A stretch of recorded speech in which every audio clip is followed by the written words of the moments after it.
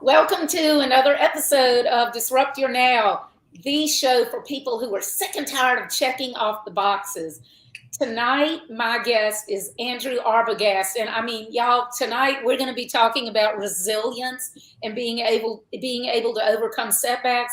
And I'm going to tell you, when you hear Andrew's stories and the things that he's gone through, you are going to realize you have no excuse for not bucking up and getting through whatever it is you're going through. Um, Really quickly, Andrew is the founder of crap. Now I forgot the name. Arbo. Arbo's cheese dip. Yeah, Arbo's cheese dip. I was trying to turn it into one word, like Arbo queso. Sorry, my It's brain is okay. fried tonight. But anyway, so he's the founder of Arbo's cheese dip, and he's a veteran who was an Apache helicopter pilot. So you got to go through fire when you're in the military, regardless of what you do. And he has taken what he learned there and moved it over into the business world. So Andrew, welcome to the show. Thank you so much for being here. Lisa, thank you for reaching out. This is one of those opportunities that I love doing, not just because I like to see myself or hear myself on camera. I don't like the way that I sound, but it's therapeutic for me because Yeah.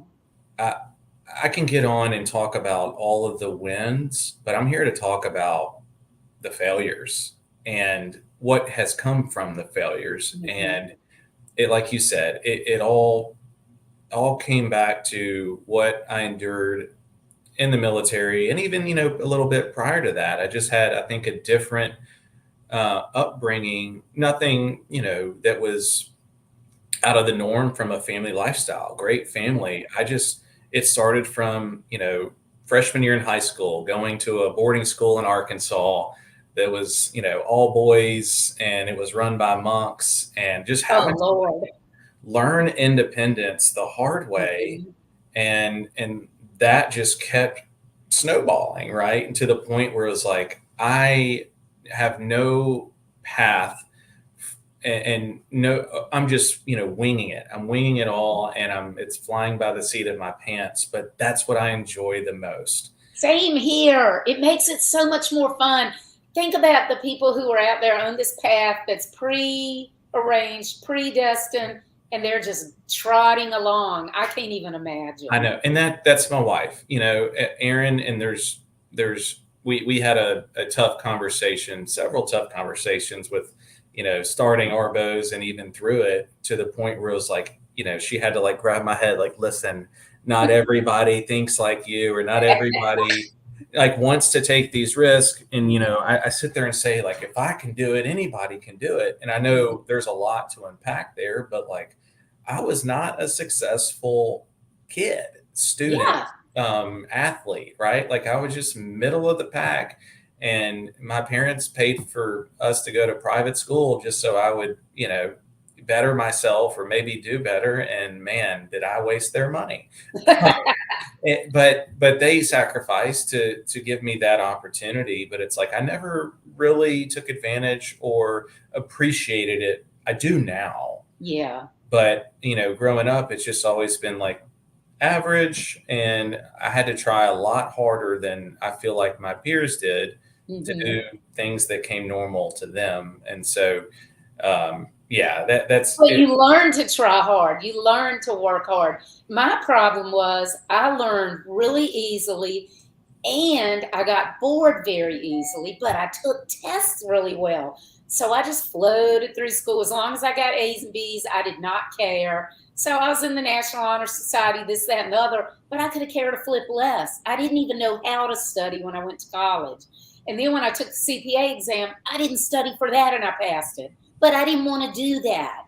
I didn't even want to work in that field. So, I'm not trying to one up you, or you one up me, Lisa, but I didn't care, and I made bad grades. I wasn't smart enough to yeah, do either. well, and, It, and so I'm not saying it to one up you no, either. no, What I'm I know, I saying, know. yeah, what I'm saying is to people out there, if you're one of those people, everybody is different. So, yes, your wife said not everybody is like you, not everybody can take that risk and everything. So, the fact is, you have to find your own path and works. and what works with the way that you learn and the way that motivates you. That was my big thing. Nothing motivated me, Yeah. because I was bored. Oh my gosh, you're right. And I've loved food since the very beginning. I remember taking an old McCormick's seasoning canister that was almost empty, and I took every seasoning in our pantry and blended it. I mean, it literally had Oh, brown funny. sugar to cumin to pepper. It was the worst thing. But I pulled the label off and I wrote in a Sharpie, Andrew seasoning, do not touch. And I mean, I was in, what's that? Well, did you use it? Yeah, I used it, but it was, if I tasted it today, I don't even remember what all it was. I probably would, Yeah, but you did use it regularly. You did. Yeah. Oh, yes. And I would put it on like grilled cheese. It was back when Emeril Lagasse got really big, Oh, and yeah. the Food Network and everything. And I mean, like I was in 5th, 6th grade, but I learned to love to cook from watching my dad and him teaching me, and our great aunt that lived with us, and her name was Nina Capadona. So you talk about Italian, like that's what she did. And I'm not saying I'm an Italian cook or anything, but I just learned to love food from her and from my dad. And, but I never really was like looking forward to or looking toward the future. I was just like rolling with it. Right. And, from then to, high school, I'm still just not sure about what the next thing is going to be. And that was around the time 9/11 occurred. I was a junior, I believe. Yeah, junior. And in high school or college? In high school. And so I was at boarding school, and that happened. And I'll be honest, I didn't even know like what the World Trade Center was at the time. Yeah. That's how clueless I can be or was at the time. Well, right? I probably didn't when I was that age either. So, and it's not like you live up in New York or something, Yeah. So, It just was like, it was crazy to see, but I just was like, okay, that's terrible. Let me go back to doing whatever I was doing. But then, my senior year, I turned 18, and you have to register for, what is it called? Not the draft, but it's like if we do have a draft, you have to enter your name. I didn't want to do it. I was like, no way. I'm a conscious objector or whatever it is. Conscientious objector, yeah. Yeah. I'm like, I don't want to join the military. That's awful. And then I go to this college visit in Missouri. I followed a buddy of mine who had gotten into West Point, and he was a basketball star. And here I am, dude, I was in the freaking choir. Like, hey, I was in the band, so don't. Yeah, we're music geeks. And I did play tennis. I picked up a racket my freshman year and ended up winning doubles state champion my sophomore year. So it's like I had to find something that I could latch onto. But either way, my thought was senior year after I graduate, I'm going to go to culinary school because that's what I know I love. But I just did not really. I created self-doubt based on what I was told. Hey, you need to go to college first. You need to do this and whatever. So did this college visit, and my buddy Ralph, he did visited with the Army ROTC program, and I went up there too and had all this shaggy hair, and I'm like, oh, I'm just here, bro, like that kind of thing. And then before you knew it, I'm enrolled in Army ROTC. I take on a scholarship, and I'm on track to commission and become an Army aviator. Like that. Like what happened? Just going with the flow. But I mean, like, it doesn't stop there. My senior year, I'm doing all this. I have this future ahead of me, and I'm out of money. I texted my mom, or maybe I called. I don't know if we could text back then. And I was like, hey, I really need $200 for utilities this month. But I actually ended up using that money to go skydiving. Right. So, when they say like men don't mature until they're like truly, their brain doesn't develop till they're like late 20s. Like I am the poster child of that. Funny. So how did you pay your utilities? I'm dying to ask as a mother. Oh, yeah, exactly. Man, it's all, and I feel like I'm pretty self-reliant these days, but Yeah. there could be a time or two I reach out to mom and be like, Mom. Well, that's what moms are for, though, as Oh, long yeah. as it isn't every month.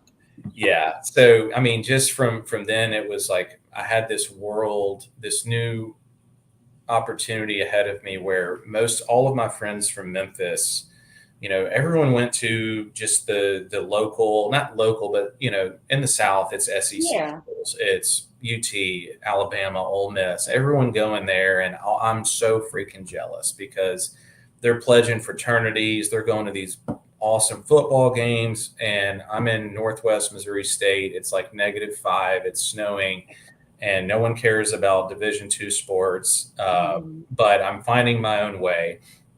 And so at that point, like I commissioned in the Army, go active duty, but I was comfortable, meaning my first, duty station was Fort Benning for an 8-week period, and I'm off on my own. And some of these kids, I'm a lieutenant, right? Second lieutenant. And a lot of these kids, I call them kids now, but college was like their only experience prior to the Army.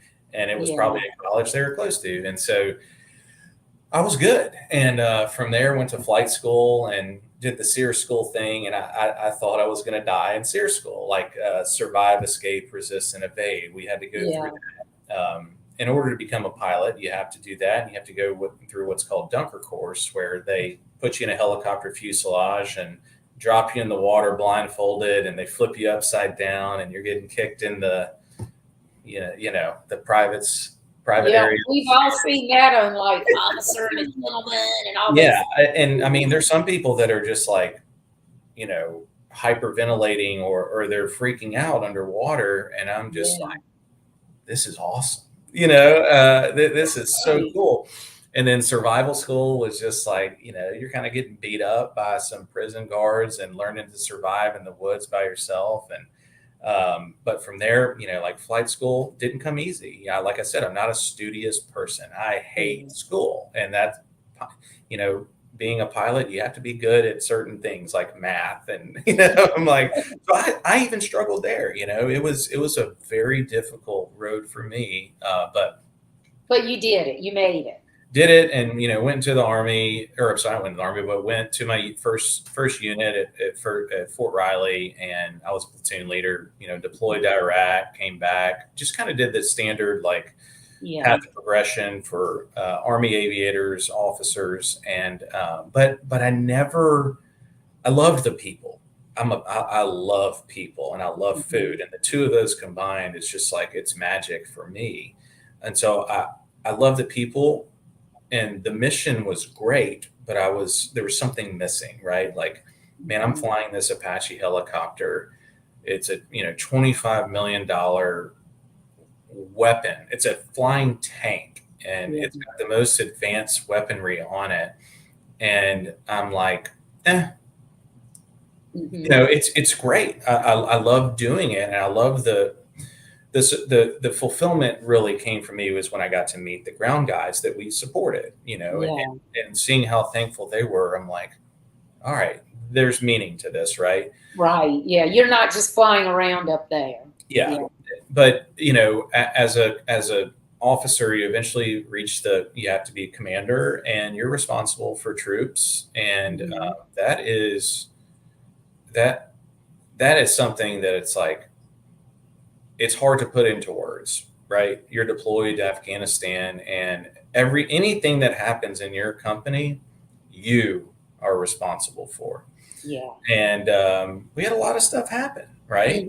And so circumstances and, information on hand, we had, some bad experiences with what we called a blue on green attack, where we inadvertently engaged some friendlies, right? They weren't U.S. forces, but they were coalition forces. And at the end of the day, like, if you're at the trigger and you're the air mission commander, like you're responsible. So I was dealt some pretty significant blows that I don't blame anybody, right? It's the fog of war and all those things. But I reached a point where I just wanted to get out of the Army because it was a dark cloud for me at that time. Even though my first commander from when I was a platoon leader reached out and he was like, Andrew, I saw on the news or I saw the video. Do not let this define you, your career or you as a person. And as much as I wanted to absorb and understand that, I never did at the time. But so from returning home from Afghanistan, I took just this career broadening assignment. I was a recruiting commander in Savannah, Georgia. Did that for 2 years, and it was just like hurt because I had two more years left on my contract. So it's like, do this, get some sort of civilian familiarity with if I'm going to go corporate, at least I need to be able to like integrate myself now. And I absolutely hated that too. But at that point, it's like, okay, what's next? So I started applying to the 3-letter, DOD agencies, FBI, State Department, and I was making some good progression. But then I'm like, well, I'm not going to go back over to Afghanistan or get shipped to Rwanda because it's the same thing. We have twins at this point, and my wife, she's moving along with me, and I'm like, all right, I need to go corporate because that's where the money is. Like, let's go make a bunch of money and buy that lake house. And so I was putting these, I don't want to say monetary or materialistic things in front of me, but at the end, that's what I was working towards, right? So it's like, okay, if I can go and make enough money, there's this, place in South Carolina called Pawleys Island. Oh yeah, my cousin has a place there, and we're still going to get a place there, but it's just not like it's not the goal. That's I guess a result potentially. I'm like, so those are the things I was working for. Is like just be able to work enough to afford these things. And then eventually I'm 4 years into corporate, and I absolutely hate myself. And I say that tongue in cheek, but it's like I wasn't happy with myself. But I was doing well. I was getting promoted and advancing, but it's like with every advancement came more discontent, unhappiness, challenges that for me, I'm like, this isn't hard. Like we're making this harder than it needs to be. But you don't have a voice in a Fortune 500 company to influence change at my level, right? So it's just like, just shut up and do it. I'm just going to do it. But I'm also going to make myself happy by volunteering to do things that are veteran focused for the company and, whatever else. But all that happened during the pandemic. 2018 was when I started at International Paper, and then 2017. Then by 2021, middle of the pandemic, I just got depressed. And I don't, depressed is kind of, that's a loaded statement, but it's like, I realized that I was a fraud. I'm sitting here telling my kids to do their best in life and take risks and all this stuff. And I'm like, if I'm not willing to do it, I'm just hot air. Right. And goes back to food. My dad had this cheese dip recipe that he had made for decades, and I made it in college, made it in the Army for people. And, everyone was like, this stuff is freaking crazy. It's like crack. Never done crack, but I could imagine it would be close to it. And so I brought it up to my wife in November of 2020. I was like, hey, I have this idea. What do you think this would be pretty cool to try? And she's like, oh yeah, that would be awesome. Right. What would you do? And all this other, asking kind of some surface level questions. And I think she thought that I was going to just let it go. I did with that new mountain bike I purchased and never rode. Right. Yeah. She was just letting you entertain yourself. And from when the second, third time, I think she started to realize like, okay, he's not bluffing. And I need to like be real with him. Mm-hmm. And so that's when she was like, hey, I think you were joking, but I don't think it's funny. You know, when you were talking out there with your friends about like quitting your job, like that is not okay. Yeah. That's not, she's like, I don't think that's funny. And I was like, yeah, you're right. I was just joking. But Mm-hmm. inside, I'm like, no, I'm serious. I'm dead serious about this. And so I was like, I'm not quitting my job, but I'm going to find a way to start doing this at a small scale and just have fun with it and see where it goes. And so my buddy Ralph, that I followed to Northwest Missouri because he was going to look at their ROTC program. He's got a multi-million dollar fishing company. I reached Oh. out. I reached out to Ralph and I shipped him some samples, or yeah, I did a blind taste test with his family with mine and two other local Oh, dips. that's cool. And everyone in he has like 80 kids.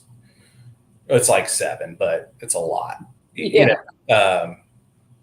And they all picked mine. And at this time, it didn't have a name, right? Yeah. And so I was like, Ralph, what do you think, man? Because I needed some reassurance. I'm like, Ralph, I was like, you're an entrepreneur and you've always had that mindset. Like, do you think this is possible? Like, do you think I could even do this? And he goes, over 90% of startups fail within the first 5 years. I was like, Ralph, thanks for the encouragement, man. And he goes, but you won't be that 90%. And I was like, Oh. why the drama, dude? Like, why do you have to do that? And so all it took was like one person that reassured me, you know, Yeah. and not that my wife didn't, but I think when you're in the space of we have kids, we have one on the Yeah. way, you know, we're moving. It's a lot. It's scary. It's Yeah. it's scary, all right. And so, but that is what just pushed me to the next step. I started an LLC December 31st, 2020. I had to Google it. How do you start an LLC? Best $300 I ever spent. And then from there, in a 5-month period, I became a certified disabled, uh, service disabled veteran owned small business. Mm-hmm. I developed this retail container, and I'm reaching because I want to show you as an example. Like, this isn't what I started with, but this is Okay. essentially where I got to. I'm like, I created the nutrition facts, the ingredients, you know, all the FDA required things that UPC codes, like, Yeah. like, how do you do that? I mean, that people would stop right there. They're like, oh, how do you create a UPC? Yeah, Yeah. They think they have to go spend thousands of dollars to get somebody to no, do I it. self-funded all of this stuff in bits and Mhm. pieces without even any income, you know? And so I did this just like here, there, here, there, here, there. And then I started making it at my buddy's kitchen downtown. He has a restaurant. Mhm. Um, That's good. So you didn't have to worry about having the food certified place to fix it. I thought, but Oh. I'll come back to that one. So it's getting made by myself, and I'll rotate guys, right? So I'm like, a couple friends come down and help me. I mean, it's brutal work. It's Yeah. sweat. You're cutting yourself. But you know, these are guys that were just helping me. And, Mhm. you know, the second or third time I'd ask them, they're like, hey, man, wife said I can't do it tonight. You know, I'm It's like, like asking people to help you move, right? right. I get it. But I was doing that after I got off work, and, you know, Aaron was allowing me to. Is like, but Mhm. these are the things. Like, I'll be gone till midnight, 1 in the morning, but I better be up at 5:30 or 6 to start the day and help her get the kids ready to school. Like, I could not mess with that side. And And you had quit your job by then, or were you I still? hadn't. This is when I was Okay. still working Yeah. at So my, you're working till midnight, 1 in the morning, getting up, helping her at 5, then going to work, and then starting it all over again. Okay. but that's the military, right? Mhm. Because Yeah. I mean, 24-hour days, Yeah. right? Not all the time, but you Right. did it, you were forced to do it, or you did it because it was the right thing to do based on your position. And so I'm like, I've seen some like labor, hard labor, like that's not an issue. Mm-hmm. And being able, because of all of that, I was like, this is nothing. Yeah. But at some point it takes a toll, right? We're all human. We're not machines, even though I pretend to be sometimes. And so I'm like, all right, something has to give. I need to find someone that can make this. And I found out it's called a co-packer, a contract packer, or a manufacturer, someone that will take your recipe, sign an NDA, but they'll take it and they'll scale it, and and then you can go and find the sales or the customers. So I'm working and I'm getting rejected. Every dairy manufacturer out there has told me no at least twice, maybe three times throughout the process. Because it wasn't enough volume, you think? Exactly. Yeah, it's they call it this whole, it's the chicken or the egg thing, right? So it's like, okay, you want to get to the point to where someone else is making it so you can go and find business. Well, the business that you go and find, they say, can you meet this volume? And you're like, I can try, I can work towards it, or you lie. I mean, I hate to say the word lie, but like, you have to bend the truth a little bit. Yeah. Fake it till you make it, whatever you want to call it. But it's like, you tell them, yes, I can do it. And then that gives you the fire and the motivation to go and figure it out. My old commander, when I used to bring him problems without solution, he would say, Andrew, he'd say fit foe. And I'm like, what is that? Figure it out. Yeah. Right. And so that is another thing. It's like, there are walls, there are obstacles that I think a lot of people that would attempt something like this would be like, that's not worth it. But because I was so passionate and determined to get to the next step, I had this big vision of being a national product, right?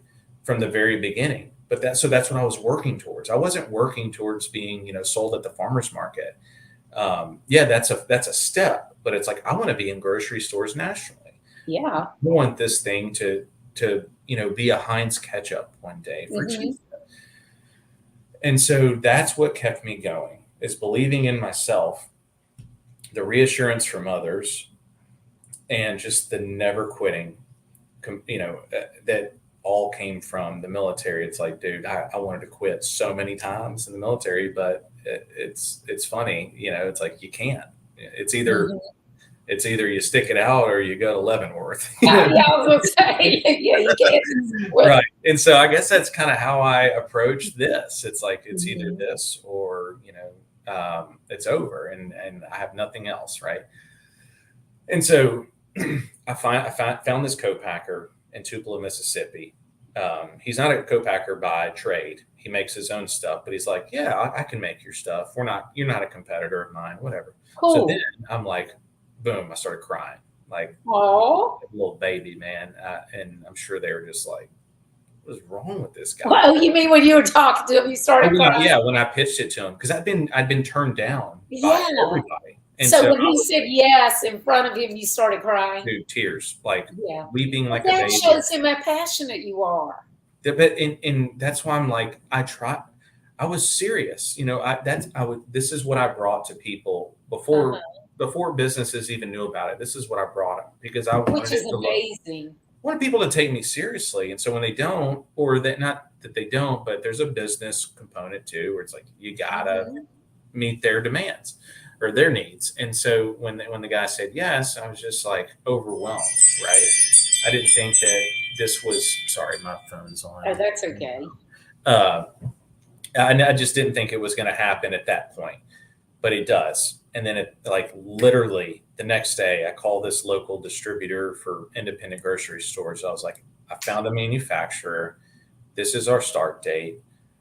Can we do this? And they're like, yeah. Awesome. Do you have a broker? Do you, what's your tie high? what's your freight plan? Are you doing backhaul or FOB, or or can you participate? And they're speaking all this language. And you're going, what the hell are you talking about? What's a tie high? I know what FOB is, but what is tie high? Right. So tie high is when you look at a pallet, and this, and I'm not saying this is only for the retail space, but it's like they know, you tell them how many units. This is a unit per case, 12 per case. These are the dimensions. What is the tie high for one case on a pallet, or for cases on a pallet? So it's like, well, I stack them 6 high and 12 across. So it's 12, it's 12 by 6. That's your tie high. But I had to Google it, right? So now because you don't want to ask them, what the heck are you talking about? You go, right. You're just like, oh, I'll get the tie high here in a second. I'm like, what's a tie? And so it's all been all of that, and it honestly still is that to a certain. I want to ask you something before I forget, and I'm sorry for interrupting you. How long did it take you to find that manufacturer? 7 months from when I started the business. 4 months from selling the first container. And how long from when you started looking for the manufacturer until you found it? I started looking for a co-packer in March. So 3 months after I started. Okay. I was just wondering, because I want people who are listening to understand it isn't 1 week or 2 weeks. It might be 3 months, or it might be 1 year. But so, yeah. And a lot of the feedback that I received from the co-packers is the first question: what is your volume? Yeah. And you're like, oh, well, I'm doing like this much in sales. No. How many pounds? How many ounces? Like, what are you doing per batch run? And I'm like, well, I just made 24 gallons a couple nights ago. Only took me 6 hours. And so unless you can really be confident in saying, this is where I'm at right now. However, I have an award of business, or I say an award of business, like we just received an award of business from a major retailer in the Midwest. But that feeling is the same, hundreds of stores. That feeling for me now is the same feeling I had when one store said, sure, we'll try it. Yeah. And it's like, okay, what is the learning to sell the idea? I leveraged local, veteran owned, and obviously the samples. They tried it and they're like, dang, this is good. But this is what I showed them. I showed them this, not a Ziploc Tupperware container of dip and be like, hey man, I'm trying to sell this stuff, Yeah. You went in professional, so they could already envision it on their shelves. And if you don't even have a UPC, like depending on the store, you're not ready yet. You got to invest some time and some money to get to that point. And I self-funded all of this. And so you don't have to do it in 1 month, but I spread it out over 5 months, because I was like, I've got to get to this point to where it's not, I don't want to say a pipe dream, but it's not like an idea. It's like, hey, here's a product. We just came out of nowhere. Go look at our social media. We can support your store. And then started at one store, sold 300 tubs in 1 weekend. Wow. It freaking went crazy. We had dozens of stores that were like, hey, can we be next? That is so cool. And the food industry is a tough industry. I mean, everybody knows that the restaurant industry is, but the food industry itself, food and beverage, is tough. And I failed hard at the restaurant industry. You were in the restaurant industry at one point, or do you mean selling into restaurants? After I was successful in retail, I thought that I could approach food service. Okay, gotcha. Restaurants, and it was not. And I'll tell you how that went. But that was kind of like the path of getting timeline and everything. But getting into distribution, shipping to independent stores in several states and everything. But as successful as it was in Memphis in such a short period of time, I was naive. I'm like, well, let's just duplicate this, and it'll do the same thing in Little Rock, or the same thing in Tupelo, Mississippi, or anywhere that the product lands, it's going to fly off the shelves like hotcakes. Boom. No, not at all. Yeah. And there were over 10 times where I'm like selling it. I did a great job of selling it to the distributor in terms of, hey, this is going to move. We've grown. This is all the PR we've gotten. And then they agree, and you ship them 3 pallets. And 6 weeks later, they're like, hey, you're reaching your 2-week expiration date. You either need to sell this at a 50% discount, or we're going to charge you back for it if we have to throw it away. So I'm like, wait a minute, what? You charge, if I sell it to you, I owe you money if you have to throw it away. Like, yeah.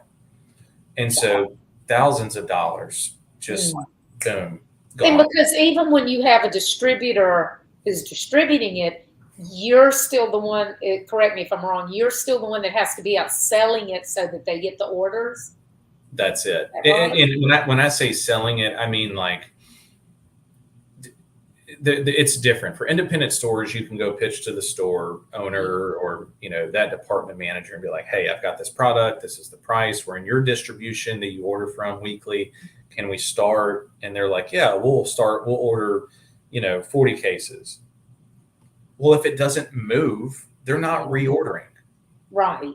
And the distributor bought it based on the information that I gave them about, hey, these stores are ordering this much. This is how much you need to order from me so that we can keep them stocked. And it just didn't work out. Yeah. And you end up having to buy back your product or God. throw it away. And so, lesson learned there. But then I'm like, okay, well, we've had such a great local following. Let me try the local restaurants. And, I went hard with about 10 of them. And I 8 out of 10 were like, yeah, this is great. We'd love to talk about this. Well, then that kind of like puts some fear into their decision-making in terms of restaurants are not easy to partner with, because you're talking about a menu change for a customer that is not used to something. Whether they like it more, they're still going to miss or be unhappy about the change, right? Right. So restaurant customers are funny about. That's right. Not wanting anything changed. So even though we had this local, following, at the end, out of the 10 restaurants I approached, and I got into Cisco, like to ship the product. Only 2 agreed at the end of the day. When it came time, the verbal, agreement to do it didn't hold up. They're like, hey, we're just not going to change. We can't change the menu right now. There's too much stuff going on. And so you're just left with product that you've shipped to Cisco thinking that it's just going to explode. And again, you're left with a bill because I have a friend who owns a food product, and it's a boutique food product, higher end. So, it'll be in grocery stores, but the high end grocery stores, but they sell a lot through breweries and wineries and stuff, because everybody goes in there and they want something to eat, and it's easy for those places to carry these small items like that, and they don't have a menu like a restaurant that they've got to totally change. I love my breweries because it's peanut butter and jelly, right? Yeah. So you've got cheese dip and chips. I have a good friend here who has several Mexican restaurants, but has food manufacturing tortilla chips called Las Delicias. Best tortilla chips I've ever had in my life. So anywhere I go, I'm like, hey, do you want Marco's number? He's right behind me if you want chips. Cool. So we would go to these breweries in Memphis where they don't serve food, and they rely on food trucks to keep, or to bring in patrons or keep them there. Well, food trucks can cancel like that. Yeah, and I mean, I go to breweries, and sometimes I don't want a whole meal, or I don't That's want it. like You the want to. loaded fries. I just want a snack that I can get right then. I don't want to have to sit there and That's it. wait for it to be And cooked. they love it too because it's like it goes so well with beer and other beverages that Yeah, when you're eating it, there's a kick to it. and You then know, makes you want to drink more. they're drinking more, they're buying cheese dip, and it's just like so my some of my biggest customers are local breweries. Awesome. And we're even in liquor stores. You know, I'll go and buy a little mini fridge that's decaled. I'm like, hey, would y'all like to sell Arbos here? It's kind of an impulse purchase, but Hmm. this is the business we did at these other three liquor stores. These are your opportunities, and it's kind of like a no risk thing for them. Yeah, And it ends up being like, hey, I know you just delivered 3 cases, but we need, two more of the original and another of the white. It's and so that's cool. When the um, other thing, which I'm sure you've thought of, when the business owners go in to get liquor for their own establishments, and then they're like, "What is this?" And it's a that's way to it. market to them indirectly.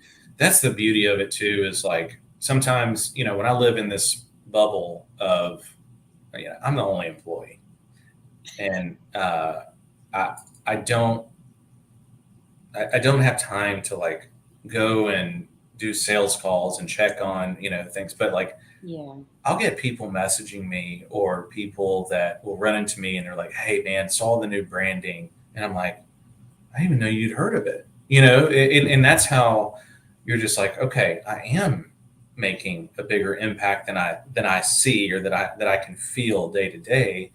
Obviously sales are an indication of how well you're doing, but it's the people, the word of mouth that really just pushes you. And you Yeah. can spend a ton of money on PR and all this other stuff and see zero from it.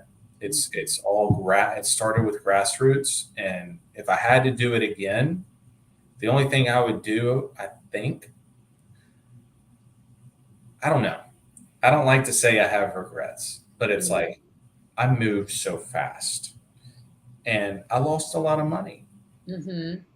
because of moving to, I outgrew my distribution, right? Yeah. Like I had all these distribution channels That's and, a very common problem, though. People don't realize that growing too fast can be just as fatal to a business as not oh yeah, growing at all. the marketing has to follow, and the Mhm. marketing costs a lot of money. So Yeah. it's like you And have, the servicing, just like you said, oh you my finding God. the manufacturers and everything. Once So you once you get into these big distribution channels that are, that and let's okay, so you get awarded business from uh, Walmart. We'll say mhm. Walmart, right? And this is not specific to them, but it's like, okay, Walmart says yes, but you have to use this distributor. That's our preferred distributor. So then you go Yeah. to that distributor and like, hey, we received an award of business. Can we, get the ball rolling on getting set up as a supplier for you? And they're like, oh, great, yeah, let's go. And then you're working on such a quick timeline. I was, because I'm like, they're like, when can you start? I'm like, let's Yesterday. start like right now. And then so what do? You put yourself in this position and you're cutting corners. Mhm. You're not taking the time to fine tooth comb that contract with the distributor that says, hey, every time you deliver, a day or two late, that's an automatic $350 penalty. Like Mm. all of this stuff. And Yeah. so you start with this distributor, and you're taking care of that retailer. You're getting the product to them, and Mhm. you're doing great by their definition. But then you invoice the distributor because they're the ones buying it from you and then reselling it to the. Yeah. You get the invoice, and they're like, and you get short paid $4,200 on a $15,000 purchase Oh order, my gosh. and then you're just like, oh hey, I think there was an error in the payment. Do you mind just revisiting that and see what? And they're like, no, this is accurate. These are all your deductions, and it's 3 pages of alphanumerical descriptions that mean nothing to Oh, you, and you have to go and research and then dispute them to say, like, if you dispute it, like, hey, this, what is this one? Like, oh, well, you said that you would be delivering product with greater than 90 days shelf life. We received it at 88 days. So Oh my gosh. we had to dispose of, this pallet.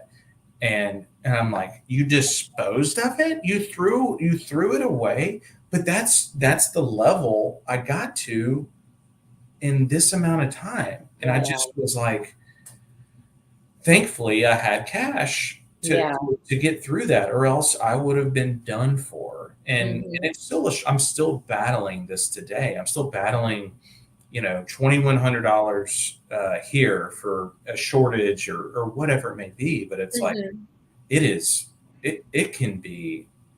That's brutal.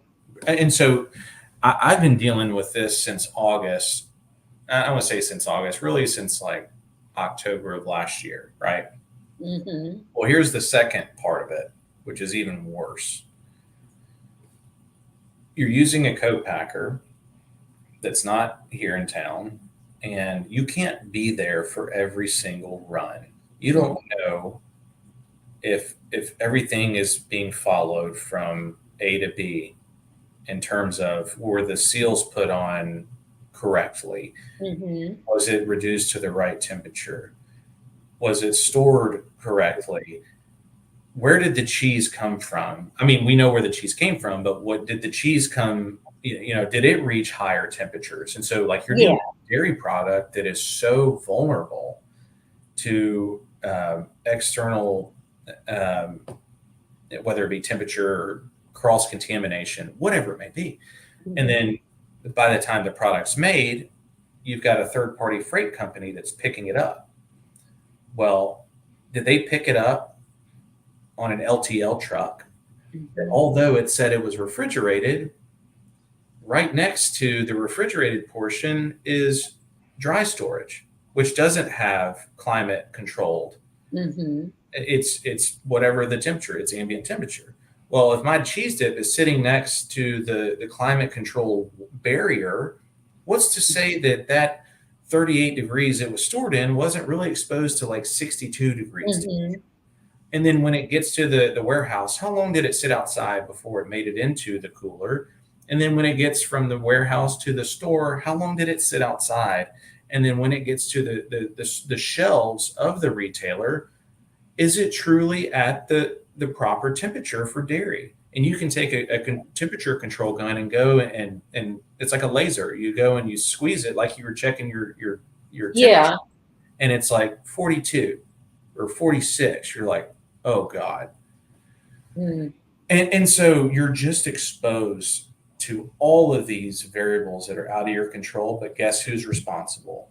Oh yeah. At the end of the day, customer buys it, it's spoiled. I'm the one that gets the message, and I deal with it. I'm like, anyone who ever gets a bad product, I'm like, what's your address? I'm very sorry about this. This should not have been your experience. Let me make it up to you. And if it was a tub, I'm shipping them 6, or I'm delivering, a case to someone's doorstep because I have to do it. It sucks, but it has been the worst part of this since I've begun. It's not the long hours. It's not the sweat and grind. It's recovering from things that were out of your control. And you're like, how is this? I can't even imagine that. How is this sustainable? Right. And it's like, how much money? And I, I'm not charging the customer, I'm replacing it. But then how do I go to a grocery store, a big retailer, and be like, hey, there's been some bad product purchased there. How are you, what's the temperature? Oh, well, we maintain it at, the right temp. There's no means of tracking and identifying where it occurred. It's just virtually impossible. If someone out here is listening and knows an answer to this, please tell me, because I don't. Yeah, I mean, it seems I'm not in that industry at all, but it seems like that would be really, really hard I don't know how anybody could track it all the way. It's like the other month I went to I won't say the name of the store, big box store, and I got some of the ice cream that has mochi around it. And I was all excited because I love it. And I got out of the car and I was hungry and I was hot and I opened it and it was like a big blob. I mean, it was frozen hard, but it had obviously melted somewhere along the line. And it was just this huge blob inside. And of course, I got my money back, but I was so disappointed because I wanted to eat it. But also, it's like there's no telling where along the way in the distribution channel that happened. And that's the thing. It's like a lot of times I'm reflecting and thinking, man, as a business that has never even, as a person, I've never dabbled in the retail, wholesale, entrepreneur, food, like never dabbled in any of this and started it. I had no idea. You jumped right in the deep end. I jumped in the deep end and I'm like, why couldn't I have picked like silly string, licorice, or something that just, it just sell. I'm not saying licorice sells. No, I did. I'm like, why I picked, the category that's, it has a short shelf life. Yeah. It's very vulnerable, but I wouldn't be here right now if it wasn't for my dad's. That's right. cheese dip recipe. So that's why I'm like, all right, instead of tell us about the experience that I included in the description for the show where you had to throw away $25,000 of it. That blew me away. I was like, oh my God, $25,000. I'm still dealing with it. And it's been, but a lot of good has come from it. Mm-hmm. And I'm a silver lining guy. I have to. That's the key. Yeah. I have to be like, I can't, I would tell my wife, like, whenever anything comes up, not business related, but financial or, personal or whatever. I used to be like, hey, it'll all work out. Like, it's always worked out. It always will. But you can't say that. You actually have to do something about it for it to work out, right? And so what happened is we were onboarding in the process of launching with Kroger and with Central Market in Texas. And so when we get shipped, we had this huge order of cheese placed to help us like ramp up, right? And it was a direct purchase from the cheese manufacturer. And this is no fault of their own, but it was being shipped to Tupelo, where our co-packer was. Well, we already knew that the co-packer did not have the refrigerated space available to hold a truckload of cheese. It's a small operation. Mm-hmm. But the way this all worked was like I found a refrigerated warehouse nearby that could store it. And then the co-packer could just go pick up a pallet whenever they needed it, right? And you fill out the paperwork and you're like, this is the product. This is the storage temperature. I put 34 to 38 degrees, like refrigerated. Couldn't have been more clear on the paperwork. And then the product arrives and it goes into storage. I'm like, all right, we're ready to go. In 3 weeks, we'll start manufacturing. Mm-hmm. So then we arranged for the first like 2 pallets to get delivered to the co-packer. They went and picked them up. They brought them back and they were like, is it supposed to be frozen? And I was like, what do you mean? Like, is it supposed to be frozen? No, it's supposed to be refrigerated. Are you sure it's frozen? And she goes, look at this. And she she FaceTimed me and it's like ice, right? And at first my thought was like, don't have a panic attack. Just go through your do the fact checking, reach out to the warehouse, be like, hey, was this in the refrigeration section? And then first thing he said was, oh no, it accidentally got put in the freezer. Oh my gosh. So reach out to the dairy manufacturer and I'm like, hey, this stuff got delivered, this cheese got delivered to the refrigerator, to this warehouse, but it got frozen. Can this cheese, because you can freeze cheese, right? But I said, the cheese was delivered, refrigerated, but it went into the freezer and it's frozen. Per your specs and whatever it is, like, is this acceptable? And they said, well, it's okay, but we void the warranty at that point. And I was like, what do you mean you void the warranty? They're like, well, it's not something that we would stand behind if you ever had an issue. So I'm just like, okay. And then you go back to the warehouse.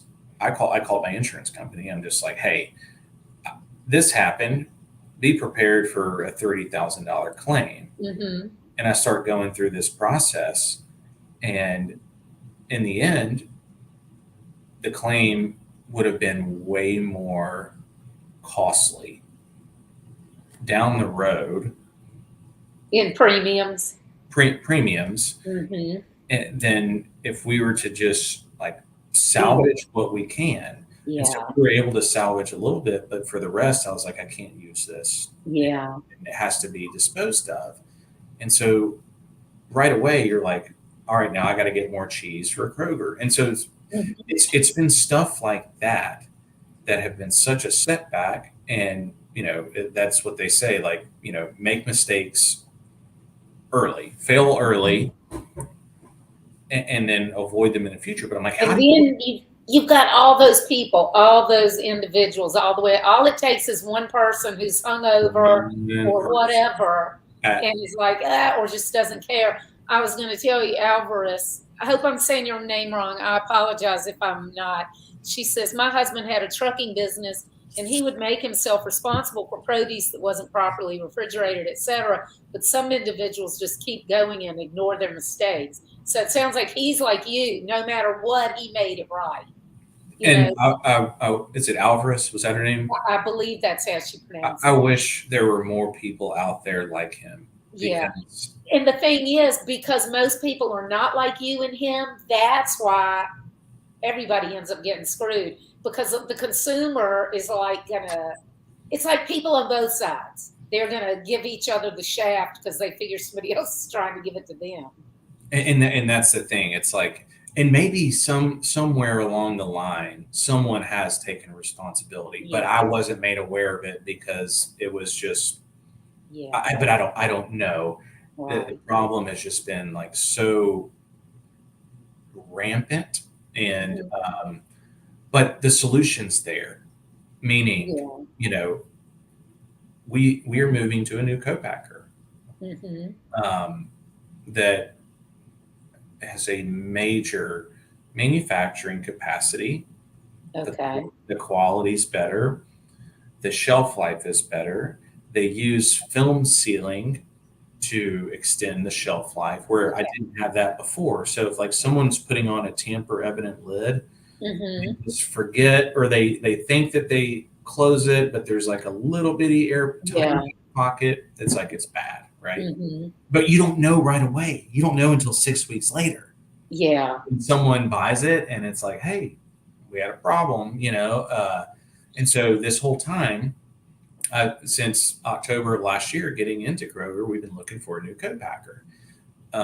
And we eventually found someone that were like, yeah, you meet the volume and let's go. And they've done some test runs and everything else. And it's like, it's perfect. Right. Right.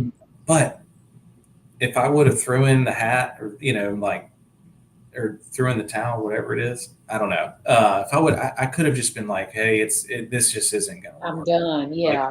But I'm like, no.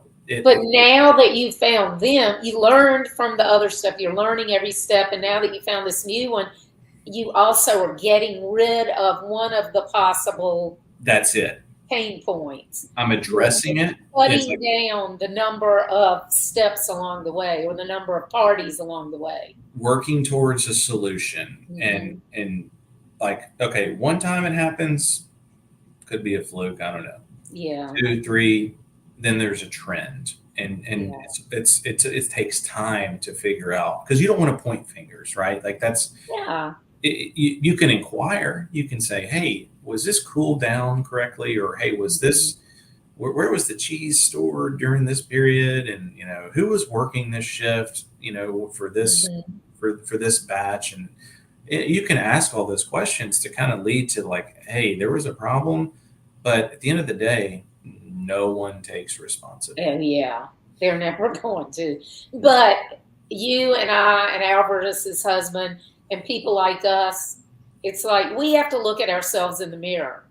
And there's a certain, not that we're all holier than thou, but there are some people that at the end of the day, no matter what, even if we know it's not our fault, we're going to make it right.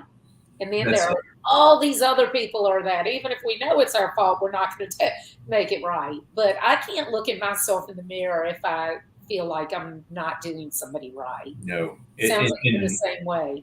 I'm a firm believer, and I think it happened with it. It really settled in when I started this business. It's like if you cut corners Mhm. and you don't do what's right, it'll come back to bite you. Yeah.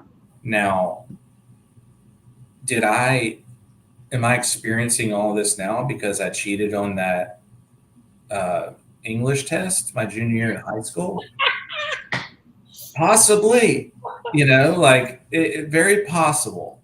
I don't know. I don't know. You're killing me. I know, but I'm like, what? Yeah, Alvarez says that's why it always works out with us with every bit of integrity. There really is someone watching. I do believe that it's painful along the way, but and even if somebody else isn't watching, we can sleep at night because we know we haven't That's done the it. wrong thing. You've done everything that you can within your Yeah, power to make things right. At the end of the day, something's going to get left undone, but you can only do your best. Um, and that's why, like with any issues that I've experienced, it's just been no questions asked. I'm like, let me take care of you.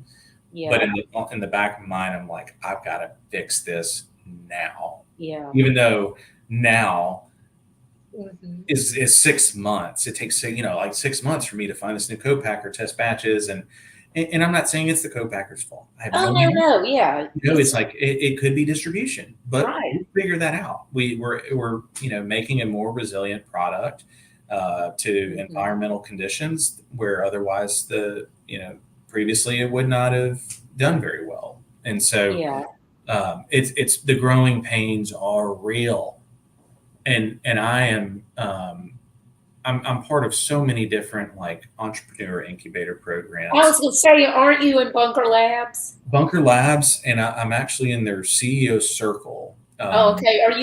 Did you do the Veterans and Residents I program? did. I did Okay. two cohorts of veterans and residents, and we grew so fast. I applied for CEO Circle and got That's in. awesome. Um, we're Yeah, rounding up.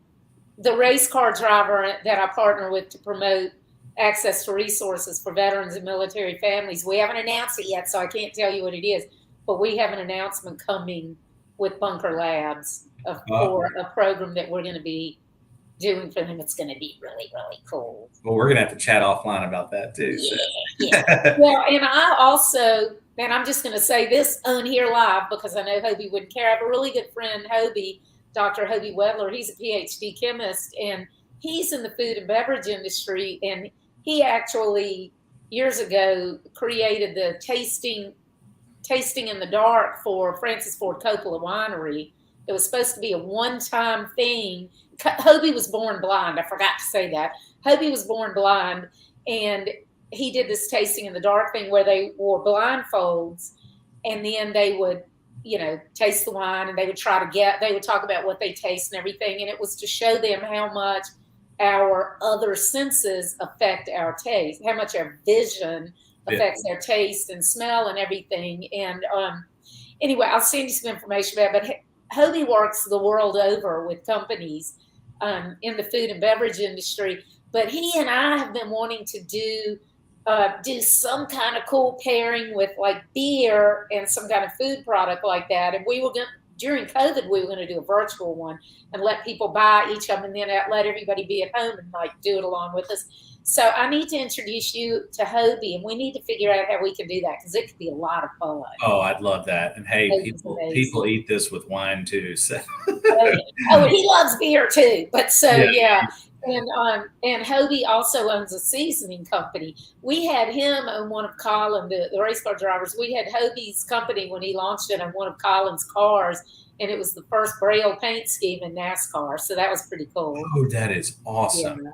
And I see, love my father was blind, so it's like Hobie and I are. to you. I feel like he's a brother. You know, it's like Right. as soon as we met, he's really cool though. But I'll introduce y'all. So I know people that are listening are probably like, "Shut up, Lisa. Why are you even talking about this?" But the reason I'm talking about it now is because I want y'all to let us know if you're listening to this and you think that would be really cool, and you think doing something virtual like that would be cool. Reach out and let me know because I want to figure it out with Hobie and you, Andrew.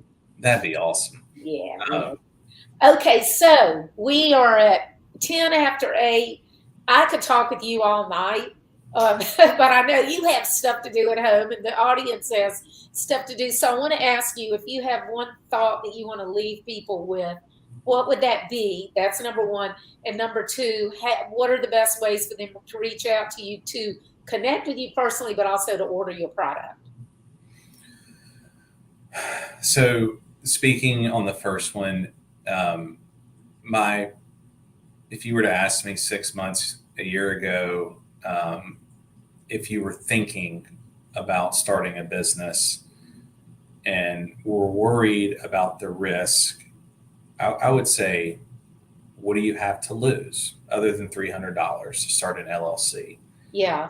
And if you got time, great. If you got a little money saved up, great. You can experiment with it. Because the biggest thing I think that keeps people from doing something great like this is fear.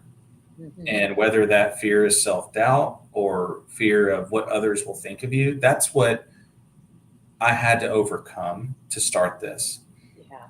Now, my message is the worst days are all for a reason, and it sucks. Like, it absolutely is miserable, and you wear it on your sleeve, and it impacts every day of your life. But sleep, get some good rest. Mm-hmm. The next day, I promise you, it gets better. And the things that I was worried about that I thought were going to kill my business a month ago are gone. Yeah, And awesome. I've always been a worst case scenario person, thinking like, man, my company is laying off people. I'm next. I'm going to be homeless. So I can't help you. I can't help you through getting out of that sort of mental rehabilitation. You sound like my husband. I'm like, why does everything have to be a catastrophe? But I'm telling you, like, resetting, good rest, taking care of yourself, and resilience. It's just like, all right, that was bad, but I have all these great things going for me, and those aren't going to stop because of this one thing. Even though it feels like your world is just crashing down. It's just like, deal with it. Don't let it fester. Deal with it sooner than later. And then you can focus on the things that your mind needs to be engaged with. And so you can keep moving on. So great message. And all of those terrible, terrible, hard lessons that you're learning, they end up, you are earning a PhD in entrepreneurship. I know. And I never thought I would instead of reading it and do all that studying. Yeah. I was like, I don't want to be an entrepreneur. And so, all right, what was the second one? How to connect with you and how to order your product. So if you go on my website, www.arboscheesedip.com, you can find, there's an email address there, support@arbosdip.com. Newsflash, it's me. So, and they can connect with you on LinkedIn, like you on LinkedIn, yes, Andrew Arbogast on LinkedIn, and then our product is now available online through our distributor. They're called Gourmet Dash, but if you go to the website, there's a link that says order now, and it routes directly to the landing page for them, and you can order direct to your doorstep. Or if you're a retailer, would love to speak with you through connecting on the website on our vendors page as well. Okay, cool. Yes. Andrew, thank you so much for joining me tonight. I've had a blast talking with you. And like I said, I know we could talk forever. So I'm going to have you back on in a few months to follow up on all the stuff that's going on now, all the transitions that you're going through, and see how it's going. Sign me up. I'll be here, and hopefully by then, a lot of the problems that I spoke of will be resolved, and I'll have some new, bigger challenges. Oh, yeah, hopefully so. I welcome them, bring them on. So. Yeah, that's right. Thank you so much for joining me and everybody out there. Oh, Albert says, thanks so much for a great topic, Andrew. Hey, tell her thank you for chiming in. I love hearing that. Yeah, and everybody listening, I will see y'all next week. Bye. Thank you, Lisa. Bye-bye. You're welcome. Bye-bye.